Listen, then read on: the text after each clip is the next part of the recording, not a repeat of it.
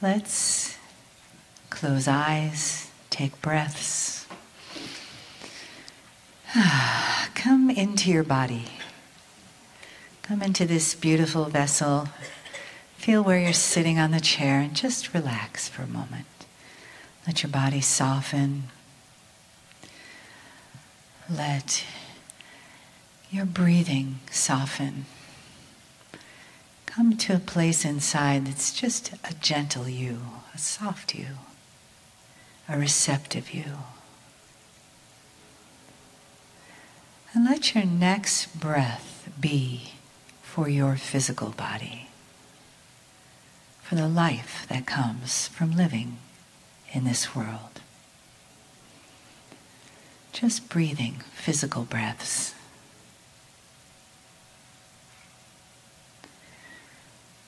And then come into heart breaths. Let that be next. Breathing into the wisdom of your heart with gratitude and appreciation. Just saying a silent thank you inside for the wisdom that your heart brings to your life. And the peace that you feel being connected to your heart.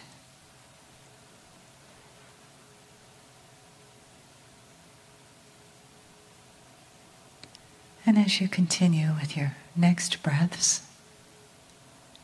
feel your spiritual connection. Feel the greater self that you are, the higher self that's inside of you. And breathe your appreciation into that place. Your body, your heart, and your wisdom together, forming this beautiful package of you. This lifetime, this perfect, sacred, and magnificent you here to receive, here to experience, here to transform perhaps, and here to feel the love that's in the room with this family, that's in the room from this land, and that comes to this room with the love and the honoring of the human from Kryon.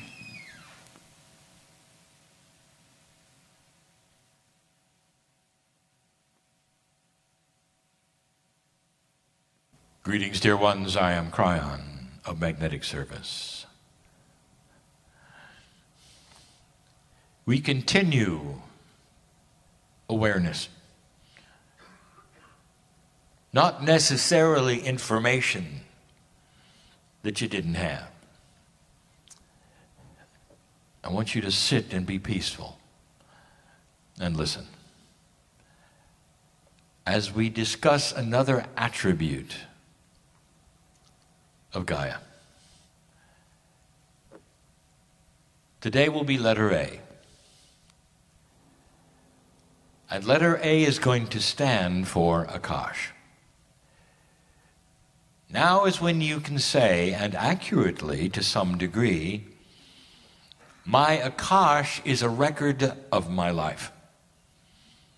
It is a record of my soul's energy in the expressions of living on earth. It is not necessarily then related to Gaia. In addition, it is a product of awareness given at that creation point.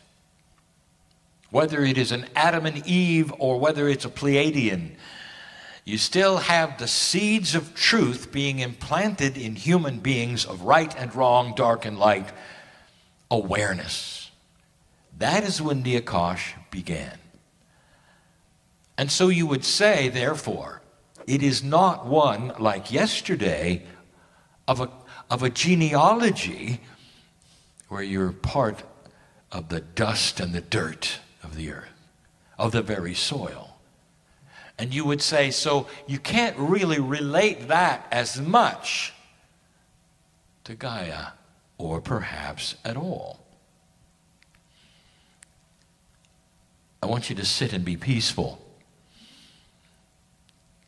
with a message that is grander than you thought. First of all, let me remind you that the partnership with Gaia is all about your experience. The crystalline grid on this planet, often called the Gaia grid, is part of you and the earth. It did not come with the planet. It was set up by those who seeded you. It wasn't always here. It was here for you. It is a rememberer of human emotion and akash. It remembers things that take place only with humans.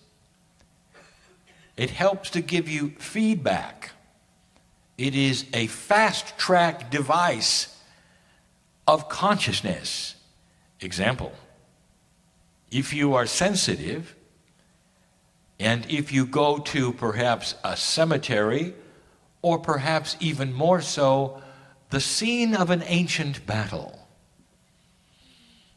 and you walk on the planet right there where it all took place, a sensitive will feel it. Especially in a battlefield, there will be the dying, the sorrow, the pain. Some have even said they can hear the cries of those who were calling the names of their mother as they stared into the dirt. And I ask you yet again, human being, what is the mechanism of that? You don't simply automatically feel history. That's not what the human is built for. It had to be transmitted to you. It had to be remembered somehow by the dirt of the earth. Gaia, the crystalline grid, is responsible, therefore, for tempering your akash. It remembers what you've done. It gives feedback of what you have done to others who come there. Right now, the crystalline grid remembers what humans think is the most rememberable thing, and that is fear, horror, and trauma. There'll come a day when humanity remembers celebration and joy equally, instead of the bias you have now, which you can clearly see on your news. And when that occurs, it will then reflect your consciousness as a new human. Is it possible that there is a Gaia attribute that is married or allied to your akash? Oh, stay tuned, there's more. But just that starts to show you that Gaia is not separate from your akash. The planet itself has been here through everything you have lived through. In this very room, old souls, both genders, guaranteed. Small, gentle women who in the past yielded a very strong sword. Warriors, you were. We've said this before. Big men who had many children. You had the experience of humanism, and everything that you accomplished and did and felt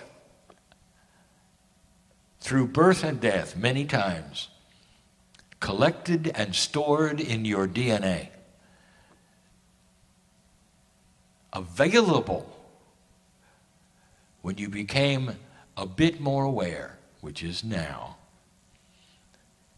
That is the system. But all through it, you've been on the planet, and the planet has seen you, reacted to you, worked with you, the crystalline grid remembering it all. A video was given you today that those who are not here will not relate to. A child was taken back to his former life. He said he was a soldier who was killed, and when he went to the place where he visited the death of his past life, he reacted. That, dear ones, is the crystalline grid. It was there when he passed. It talked to him about his own passage. And for a moment or two, there was sorrow and grief as he remembered as a child what it was like to pass over the veil when he was a young man in battle. That is what the crystalline grid does, and it is Gaia-based. Your Akash was shared by Gaia. Oh, it gets better. There's a system that we will review with you.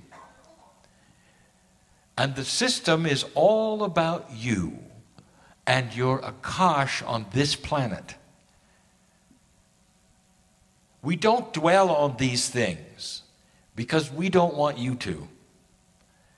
The systems that are in place that you might even call spiritual accounting are energy systems. Just like there is a system when you come and go from the planet of how you choose the next incarnation, who is involved, how many times are you one gender or another. It is not a roll of the dice. It is not random. It is beautiful, it is planned, it is by you, there's a system there, and it works. There's also a system for how Gaia keeps track of who comes and goes. The cave of creation. Misunderstood by almost everyone. It is not a three-dimensional cave, and yet it has attributes of one.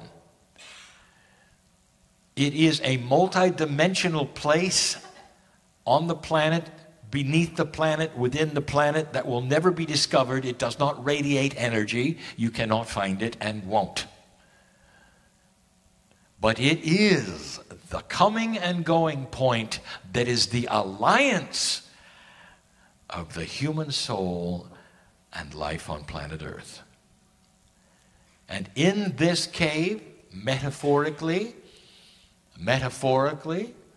there is a crystal for every single soul that has ever been here or potentially ever will be.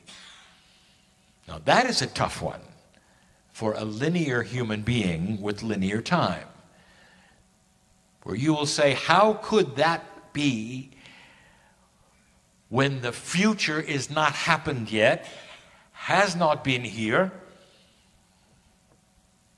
How can you have a crystal for humans who haven't showed up yet? And the answer is because the potentials of what you would do is always there in front of you, as real as reality itself. The cave is something that keeps track of your Akash.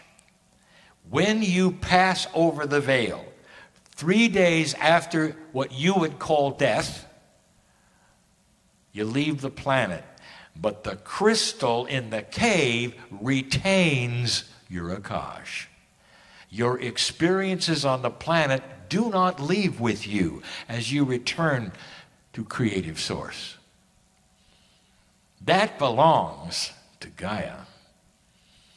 When you return, right at the point of birth, first breath, when you're on your own,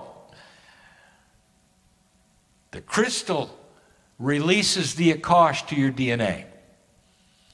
And you pick up where you were and you keep going. lifetime after lifetime after lifetime. The planet is the storehouse of remembering what you did here on this earth. Therefore, you would say at the heart and the depths of Gaia itself is your Akash. There is a partnership with this planet that is so strong that there is nothing you can list that is apart from it. Nothing. And that is the lesson. There is one more thing.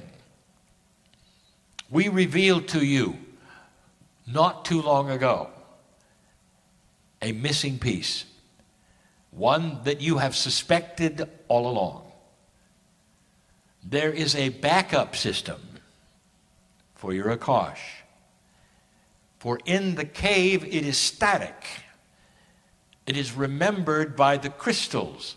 Metaphorically, the crystalline remembers vibration. But there also has to be a living library of your Akash. Because your Akash represents life on the planet, not a static remembrance in a cave. Complex as it might seem and occur to you, there is an alliance between the static remembrance and the living remembrance. This planet is involved in remembering humanism. All that is here is a partnership with human beings and their souls for what you are doing. And the living library of the human Akash you will find in the whales of the planet. They don't know it. Not really. They don't have the intellect to know it, but they know it. Those who have had encounters with whales are never the same. Those who have had a whale look them in the eye, they'll remember it as long as they live. Because the whale knows you at some level. Consciousness of humans is seen and understood and actually is attractive to cetaceans. Now, those of you who understand biology know that a dolphin is categorized as a whale. Are you connecting the dots? The dolphins know you. The only mammal or fish in the ocean that will recognize human consciousness, turn direction, and head toward you.